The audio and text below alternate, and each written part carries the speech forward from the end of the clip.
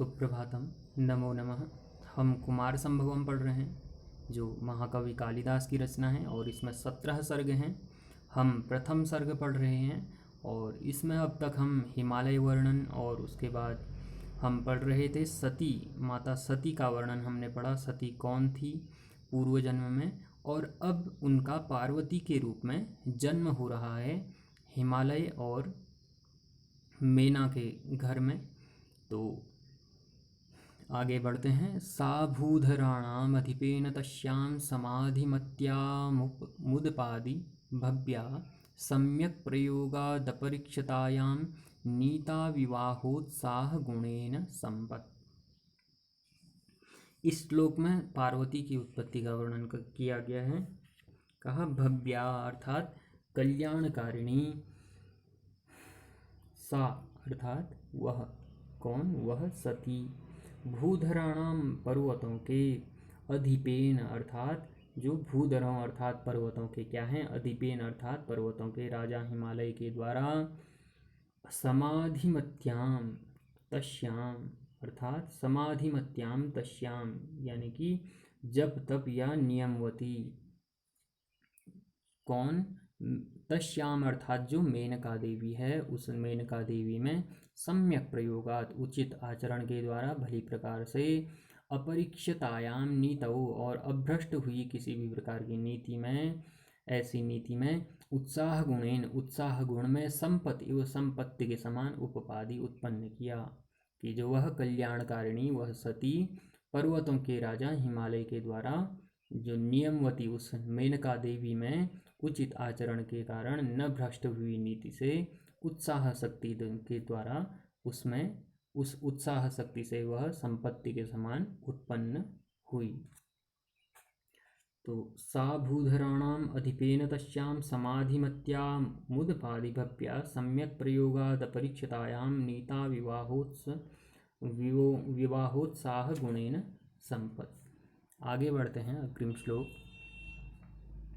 अग्रिम श्लोक में कहा है प्रसन्न दिक्पांशु विविक्तवातं शंखस्वनानंतर पुष्पवृष्टि शरीरिणां स्थावर जंगमानां सुखाय तज्जन्मदिनं बभूव।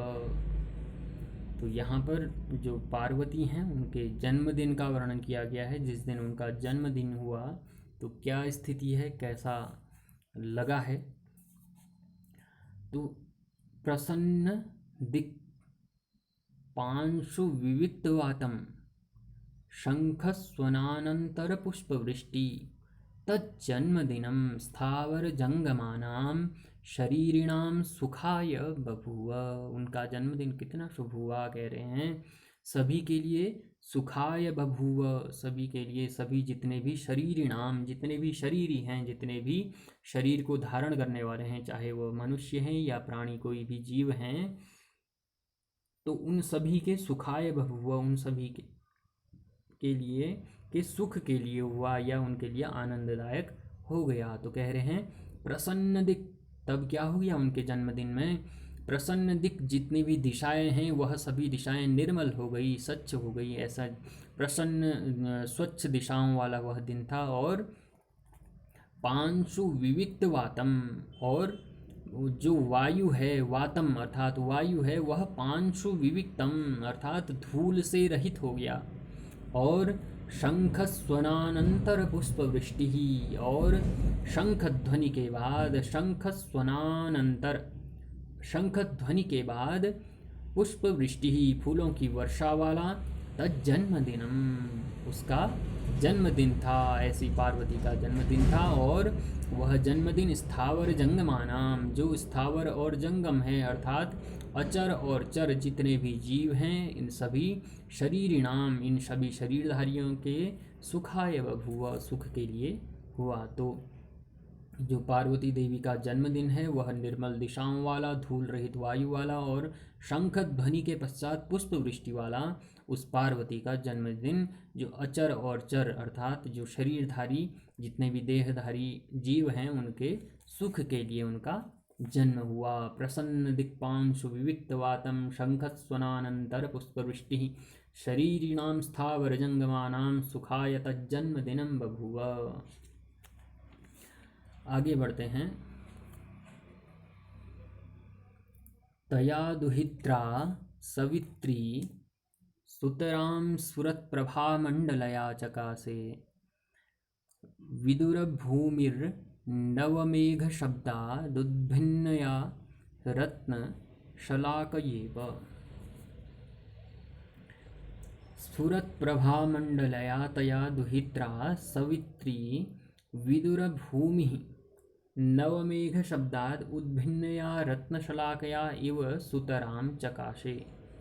तो अब जो पार्वती हैं उनके सौंदर्य का वर्णन यहाँ किया जा रहा है कि स्फुरत प्रभामंडलया, स्फुरत प्रभामंडलया, जो उनका प्रभामंडल है वह स्फुरत चमक रही है, और तया दुहित्रा, उस पार्वती द्वारा, सवित्रा, सवित्री अर्थात माता जो मेना, विदर भूमि और विदुर नामक पर्वत तटभूमि, नवमेघ शब्दात और नवीन मेघ गर्जन से उद्भिन्नया, उद्भिन्नया अर्थात पृथ्वी को, पृथ्वी से निकली हुई, रत्नशलाकया, रत्नशलाका इव, रत्नशलाका के समान, सुतराम अत्यधिक, चकासे सुशोभित हुई। तो यहाँ पर रत्न शलाका से, जो रत्न है, जिस प्रकार से रत्न पृथ्वी को फाड़ करके बाहर निकलता है, प्रस्फुटित होता है और चमकता है, अपनी चमक चारों ओर बिखेरता है, उसी प्रकार से पार्वती का वर्णन भी किया गया है। जो पार्वती है वह भी स्फुरत प्रभामंडल, या उनका प्रभामंडल जो आभा मंडल है वह चमक रहा है, उनकी कांति चारों ओर फैल रही है।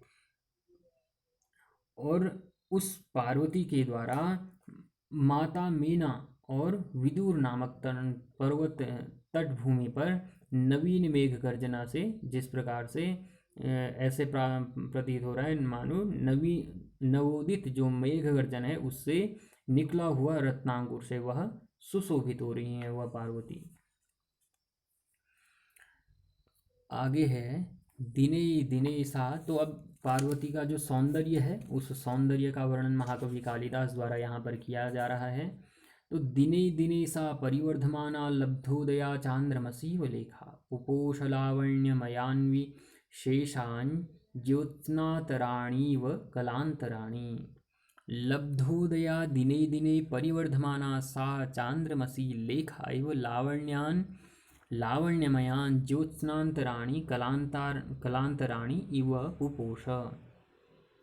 अब लब्धोदया कहा, यानी कि उदय, जिसने उदय को प्राप्त हुआ, लब्ध उदय, जिसने जो उदय हुई अर्थात जिसने जन्म देने वाली, ऐसी दिने दिने प्रतिदिन परिवर्धमाना वृद्धि को प्राप्त हुई। कौन? सा अर्थात वह पार्वती, उत्पन्न होने वाली वह पार्वती जो है दिने दिने परिवर्धमाना, प्रतिदिन क्या होने लगी?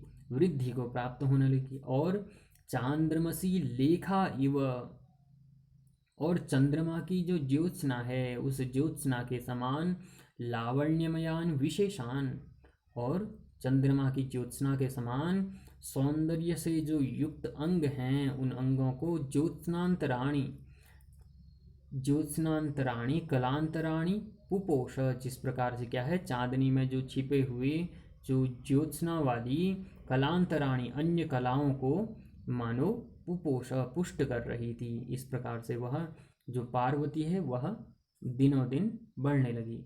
जो उत्पन्न हुई पार्वती है वह प्रतिदिन बढ़ती हुई उस पार्वती ने क्या किया, चंद्रमा की जो रेखा है, जो उसकी कला है, उस कला के समान जो उसके सौंदर्य है, वह सौंदर्य जिस प्रकार से क्या करता है, चंद्रमा जैसे प्रतिदिन बढ़ता जाता है, शुक्ल पक्ष में प्रतिपदा प्रथमा द्वितीया तृतीया चतुर्थी पंचमी षष्ठी करके वह धीरे धीरे बढ़ता जाता है। उसी प्रकार से जिस प्रकार से चंद्रमा की ज्योत्सना बढ़ती है, उसी प्रकार से जो पार्वती का सौंदर्य है वह भी बढ़ने लगा। यही श्लोक में कहा गया है।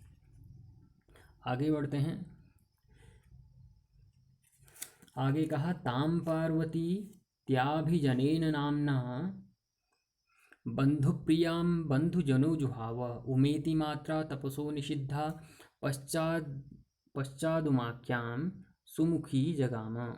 अब यहाँ पर जो पार्वती है उसके जो नाम है उस नाम के लिए निर्देश किया गया है कि बंधु प्रियाम, बंधु जनों को जो प्रिय ऐसी ताम उस पार्वती को, बंधुजन जो उसके बंधुजन हैं अर्थात पिता आदि जो स्वजन हैं उसके, उनके द्वारा अभिजनेन नामना, अभिजन अर्थात वंशानुगत नाम से पार्वती इति, पार्वती ऐसा करके जुहाव पुकारते हैं।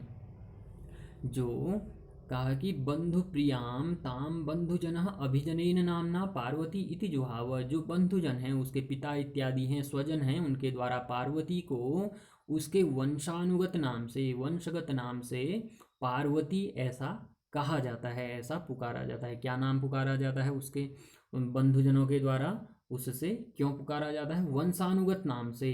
क्या पुकारा जाता है? पार्वती, यानी कि पार्वती का मतलब क्या है? पर्वत पुत्री, जो पर्वत की पुत्री है वह क्या है? पार्वती है। तो इसीलिए वंशानुगत नाम कहा गया है।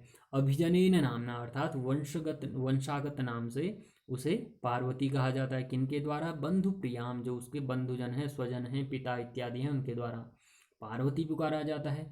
पश्चात मात्रा तपसः निषिद्धा, और बाद में माता द्वारा तपसः निषिद्धा, तप से रोकी गई, सती होकर और सुमुखी सुंदर मुख वाली वह पार्वती उमाख्याम, उमा नाम वाली जगह में प्राप्त हुई। और जब क्या हुआ, पहले तो पिता इत्यादि स्वजनों के द्वारा उसे पर्वत से उत्पन्न होने के कारण पार्वती कहा गया, लेकिन बाद में माता के द्वारा जब उसे तप करने से रोका गया तो तब उसे उन सभी के द्वारा जब तप करने से उसे रोका गया तब उसका नाम क्या हुआ?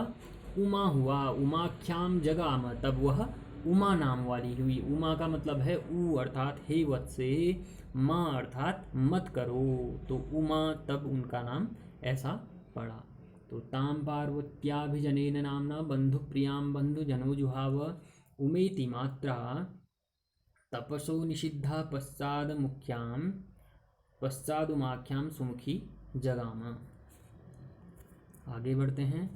प्रभामहत्या शिखयेव दीपस्त्रिमार्गयेव त्रिदिव शिवमार्गः संस्कारवत्येव गिरा मनीषी तया सह पूतश्च विभूषितश्च।